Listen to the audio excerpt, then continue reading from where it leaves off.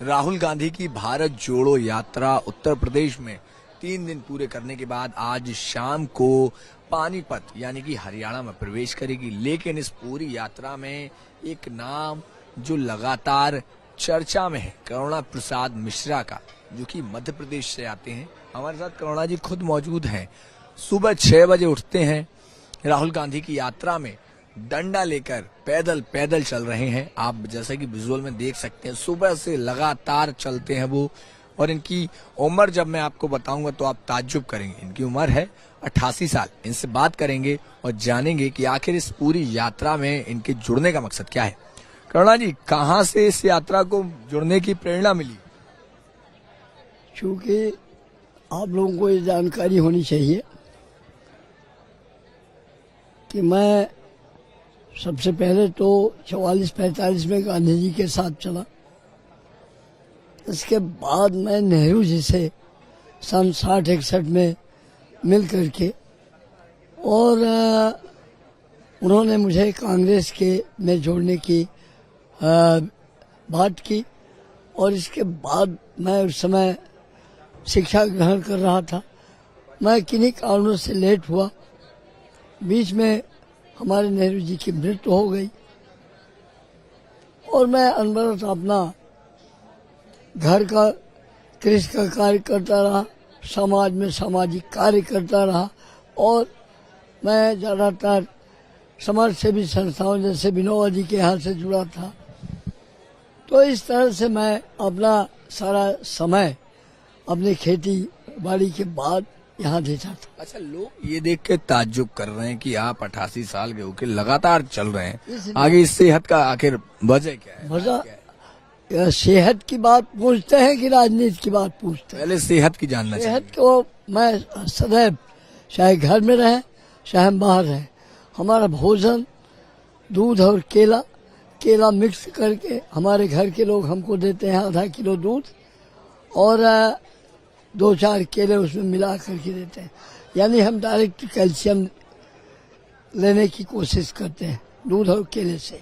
और भोजन में कहीं 2 फुल्के लिए तो लिए नहीं, दाल अपने यहाँ देसी अरहर की दाल चलती है, उसमें से हम अपने भोजन को कवर करते हैं। अच्छा, ये भारत जोड़ो यात्रा चल रही है, आप मध्य प्रदेश से यहाँ तक आए, क्या कश्मीर तक जाएंगे? मैं कश्मीर जा रहा हूँ।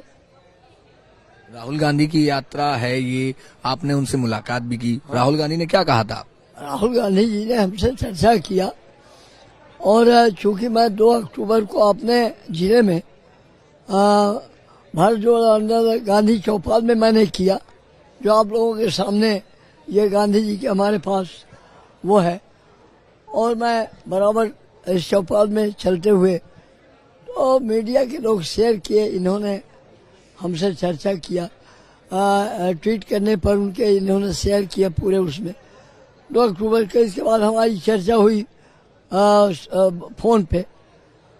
ने कहा मैं अपने जिला और संभाग से आ रहा हूँ और आप कन्याकुमारी से आ रहे हैं, और मैं आपको उज्जैन में महाकाल में मिलूंगा। और फिर साथ में मैं आगे आपके साथ भारत जोड़ो आंदोलन में गांधी दंडी यात्रा में शुरू करूंगा और कन्याकुमारी तक चलूंगा, वो कश्मीर तक चलूंगा और अपना राष्ट्रीय ध्वज वहाँ फहराऊंगा। अच्छा, सुबह जब आपसे चर्चा हो रही थी, आपने एक बड़ी दिलचस्प बात कही थी कि जो नेता होते हैं वो तोड़ने का काम करते हैं और जो जनता होती है वो जोड़ने का काम करती है। ऐसा क्यों बोला था? इसलिए बोला कि ये जो प्रक्रियाएं चल रही हैं, अधिकांश हमको यही मिल रही है कि ये गुटबाजी कर करके हर जगह लोग तोड़ने का काम कर रहे हैं। यही मैं देख रहा हूँ लोगों को कि वो इस भावना से कि हम आगे रहें और दूसरा आगे न जाने। हमको समन्वय बनाना है। हम तो भारत जोड़ो यात्रा कर रहे हैं, उसमें हम हर व्यक्ति को जोड़ने का प्रयास करें, यह हमारा कर्तव्य है। केवल राहुल गांधी भर का नहीं है। मेरा कहने का तात्पर्य है कि हम अपने शुद्ध भाव से, जैसे मैं तो जा रहा हूँ, मुझे कोई बात करना, मैं डायरेक्ट जा करके राहुल गांधी से चर्चा कर लेता हूँ।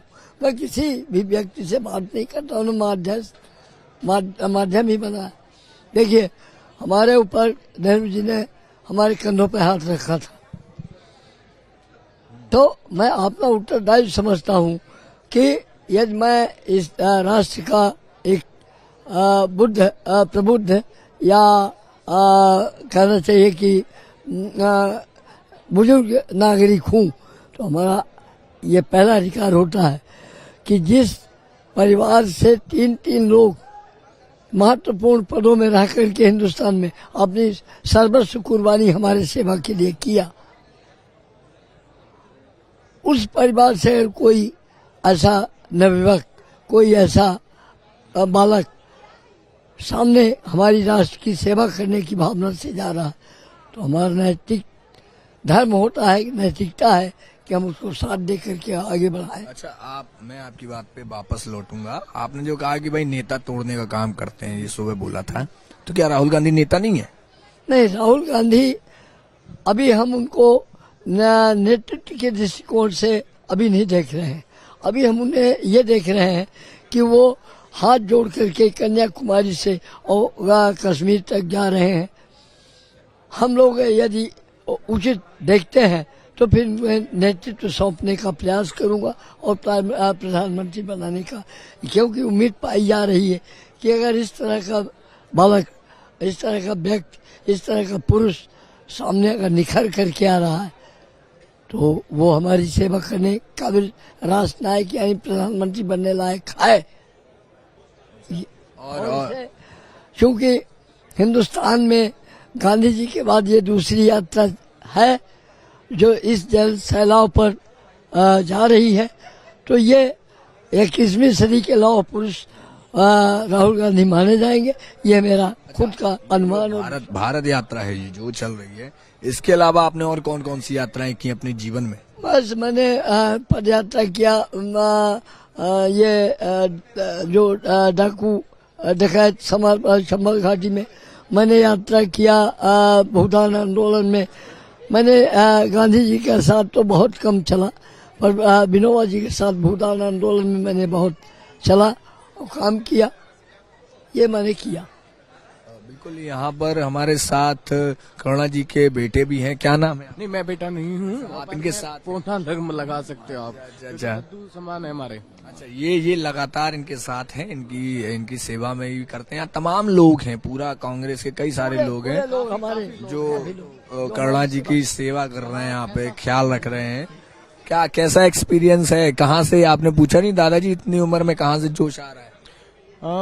ये जवाहरलाल नेहरू जी के टाइम से हैं और इन्होंने हमेशा कांग्रेस के लिए काम किया है, तो इन्होंने आंदोलन में पार्टिसिपेट किया है।